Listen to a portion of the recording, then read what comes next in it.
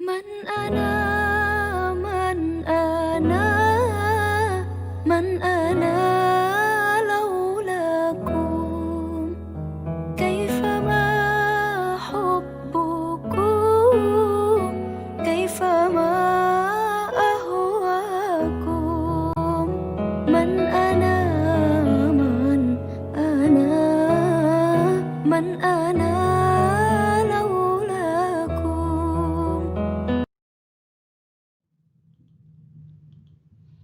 Assalamualaikum warahmatullahi wabarakatuh. Baiklah murid-muridku, anak-anakku kelas 3, apa kabar kalian di rumah? Pawah harap kalian dalam keadaan sehat dan tetap semangat untuk menuntut ilmu pada pagi hari ini. Takbir, Allahu Akbar. Baik, sekarang kita akan melanjutkan pembelajaran kita yaitu tentang pelajaran fikih. Dan sekarang kita sudah masuk kepada pertemuan keempat. Berarti ini sudah masuk ke minggu keempat. Baik, pada pertemuan keempat ini kita akan membahas tentang sholat qashar. Baik, silakan bukunya dibuka.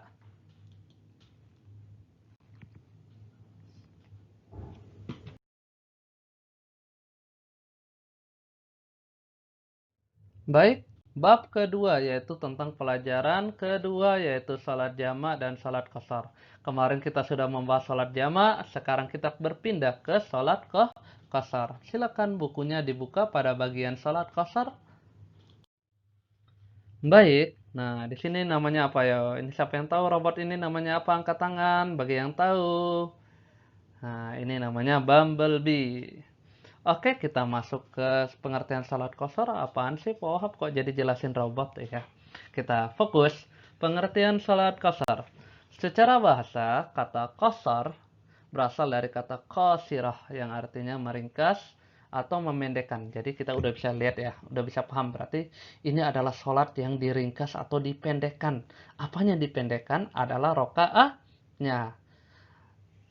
Sementara menurut istilah, salat qashar adalah salat fardu yang diringkas jumlah rokaat yang sebenarnya 4 menjadi 2 rokaat. Pada salat-salat tertentu, jadi tidak semua salat bisa dipendekkan rokaatnya. Hanya beberapa salat, nanti kita pelajari. Oke, salat qashar hukumnya boleh, mubah. Bahkan lebih baik bagi orang yang dalam perjalanan serta cukup syarat-syaratnya. Jadi, salat qashar itu hukumnya mubah atau boleh ya, artinya boleh, nggak ada paksaan. Tapi lebih baik mengqashar salat ketika dalam keadaan perjalanan dengan syarat-syarat tertentu. Nggak bisa asalan-asalan qashar ya. Ntar kita bahas syaratnya. Sebagaimana firman Allah Subhanahu wa taala dalam Al-Qur'an pada surat An-Nisa ayat 101 yang artinya, dan apabila kamu berpergian di bumi, maka tidaklah berdosa kamu mengqashar salat. Jadi mengqashar salat itu tidak ada dosa, artinya maka malah lebih baik ketika dalam perjalanan jauh ya. Salat yang boleh diqashar tidak berbeda halnya dengan salat jamak. Salat qashar pun tidak bisa dikerjakan pada semua salat fardu. Misalnya kalau salat jamak itu cuman salat apa yang nggak bisa, salat subuh. Kalau salat qashar ada beberapa salat yang nggak bisa. Kita lihat salat yang boleh diqashar adalah salat fardu yang jumlahnya 4. Nah, berarti salat fardu yang jumlahnya 4 apa aja, sebutkan. Ayo, Fadel, Mahira. Ayo, Munjir, Majedi, siapa yang tahu? Salat fardu yang rakaatnya 4. Oh iya, betul. Yang pertama zuhur 4 rakaat kalau diqashar menjadi 2 rakaat. Yang keempat asar 4 rakaat kalau diqashar menjadi 2 rakaat. 3 isya kalau diqashar menjadi 2 rakaat. Adapun sholat maghrib dan subuh tidak dapat diqashar. Kenapa Pak Wahab? Karena sholat maghrib dan subuh rakaatnya sudah pendek. Sholat maghrib berapa rakaatnya? Siapa yang tahu? Udah. Oke, sholat maghrib 3 rakaat dan subuh 2 rakaat. Maka itu sudah pendek. Yang paling banyak adalah 4 rakaat. Maka sholat subuh dan sholat maghrib tidak dapat diqashar, akan tetapi lebih wajib dikerjakan sesuai jumlah rakaatnya. Jadi ketika mau qashar sholat maka lebih baik qashar sholat yang 4 rakaatnya. Oke, sampai sini Pak harap kalian memahaminya. Oke, kita next. Syarat sah sholat qashar. Ini syarat-syaratnya ya. Syarat sholat qashar secara umum tidak dijelaskan dengan rinci, hanya saja syaratnya hampir sama dengan salat jamak. Berikut adalah syarat sah salat qashar. Yang pertama, perjalanan yang dilakukan minimal berjarak 3 farsakh atau 80,64 km ya. Itu berapa ya kira-kira ya? Berarti jaraknya itu dari Depok ke Cirebon misalnya, atau dari Depok ke siapa yang kampungnya di Jawa angkat tangan, atau ke Kediri, atau ke Surabaya. Oh, itu jauh banget kan? Jadi perjalanannya jauh, terus kita berangkat zuhur. Nah, terus jauh berarti kita qashar salat aja gitu kan, daripada ketinggalan misalnya. Gitu ya. Atau perjalanan yang dilakukan bukan untuk maksiat. Jadi yang kedua, perjalanan yang dilakukan bukan untuk maksiat. Jadi syarat yang kedua salat qashar yaitu perjalanan yang dilakukan bukan untuk maksiat. Maksiat itu adalah sesuatu yang jelek dalam agama Islam, yang mendapatkan dosa apa aja, seperti berjudi atau mencuri ayam tetangga. Masa pulang kampung jauh-jauh dari Depok cuman mau curi ayam? Kan beli aja ya, kok jauh-jauh nyuri ayam. Jadi perjalanan yang maksiat tidak boleh ya. Tapi perjalanan seperti apa yang boleh? Perjalanan yang baik, seperti mau jualan, mau bersilaturahmi, misalnya mau menjenguk keluarga, atau naik haji, umroh, dan sebagainya. Yang C, salat yang di dasar harus salat yang jumlah rakaatnya 4. Ini bukan di dasar ya, ini di qashar. Jadi salat yang di qashar harus salat yang jumlah rakaatnya 4. Jadi yang rakaatnya 4 apa aja? Angkat tangan siapa yang tahu? Nah, banyak yang angkat tangan ya. Ya, Pak Wahab kadang-kadang kalau udah malam lebay. Oke, berniat salat qashar ketika takbiratul ihram. Jadi, syarat yang selanjutnya berniat. Kita baca niatnya ketika mau takbiratul ihram. Jadi nanti ada niatnya ya. Yang selanjutnya yang terakhir, salat qashar itu salatnya tidak bisa diimam ya, atau kita makmumin. Ayo kita salat qashar berjamaah. Oh, tidak bisa. Harus sendiri-sendiri. Oke, sampai sini Pak harap kalian paham. Kita next. Wow, ini siapa yang tahu nama bonekanya apa ini? Ada filmnya.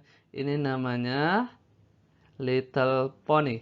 Ya, Pohab lupa juga. Oke, kita masuk kepada pembahasan tata cara salat qashar.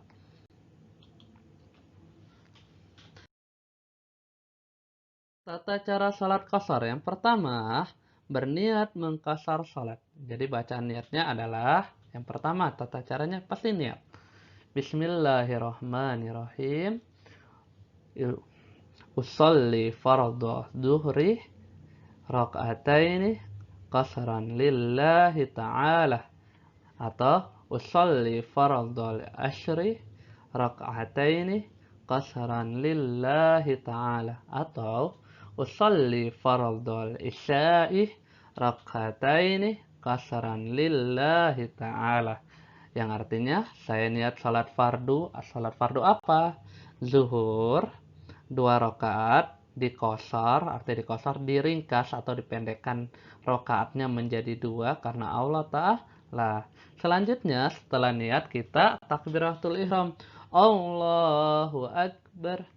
Nah, jadi seperti biasa ya, habis itu kita sholat zuhur, asar atau isya, sholatnya 2 rakaat ya, karena kita sudah niat qashar, jadi sholatnya 2 rakaat, yang awalnya 4 rakaat menjadi 2 rakaat, seperti biasa tanpa tahiyat awal. Jadi langsung dilanjutkan ke tahiyat akhir, jadi langsung dilanjutkan, dihabiskan bacaannya. Habis itu salam, assalamualaikum warahmatullahi wabarakatuh. Nah, kita next. Sebab diperbolehkan menjamak dan mengqashar salat. Ini sudah kita bahas ya kemarin, tapi kita bahas sedikit-sedikit, Pohab nggak baca semuanya ya. Sebab itu hampir sama kayak syarat ya. Jadi sebab itu misalnya karena melakukan perjalanan jauh sekitar 80,64 km atau 3 farsakh. Jadi perjalanannya jauh banget ya dari Depok ke Jawa misalnya. Jadi bisa mengqashar salat, diringkas salatnya. Atau tapi perjalanannya bukan maksiat ya, akan tetapi perjalanan yang baik. Selanjutnya, sebab yang kedua yaitu dalam keadaan yang darurat atau musyaqqah. Itu keadaan yang sulit untuk melaksanakan sholat secara normal.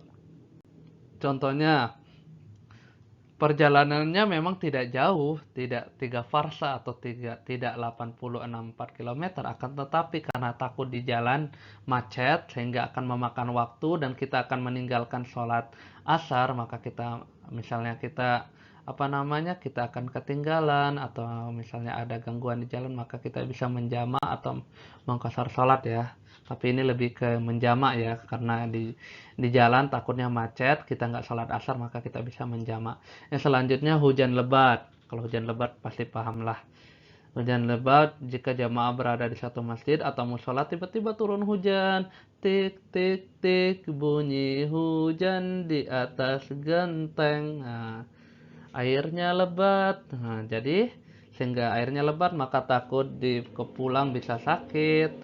Nah, bisa sakit atau terkena suatu kendala, maka bisa menjamak sholat maghrib dan isya atau zuhur dan asar. Dan D, karena sakit. Sakit di sini sakitnya benar-benar sakit ya. Maka kalau benar-benar sakit maka bisa mengqashar atau menjamak sholat. Biasanya untuk mengqashar ya, misalnya orang tidak sanggup sholat 4 rakaat, maka dia melaksanakan 2 rakaat di qashar. Oke, kita next. Selanjutnya yaitu takut. Aduh, takut. Tapi ini bukan takut biasa, takut nggak makan. Takut kalau aku sholat, ntar aku nggak kebagian makan. Waduh, itu nggak kayak gitu. Takutnya karena misalnya, takutnya karena bencana alam. Ya ampun, kok banjir gitu. Banjir, aduh saya belum sholat zuhur. Ntar kalau saya sholat asar gimana kalau banjir? Ya udah saya jamak aja gitu misalnya. Karena kayak gitu ya. Atau kepentingan yang mendesak. Kalau kepentingan yang mendesak banget, itu bisa dijamak atau diqashar. Oke, kita next. Baik, murid-muridku, sampai sini saja. Dan besok masih ada materi sekali lagi ya. Oke, sampai sini tidak ada tugas untuk minggu ini, dan Pohab harap apa yang Pohab jelaskan bisa kalian pahami dan bisa menjadi ilmu yang berkah, ilmu yang bermanfaat bagi kehidupan kalian, dan Pohab doakan semoga cita-cita kalian tercapai dan terkabulkan. Amin ya rabbal alamin. Baik, sekian dari Pohab. Billahi taufiq wal hidayah. Assalamualaikum warahmatullahi wabarakatuh.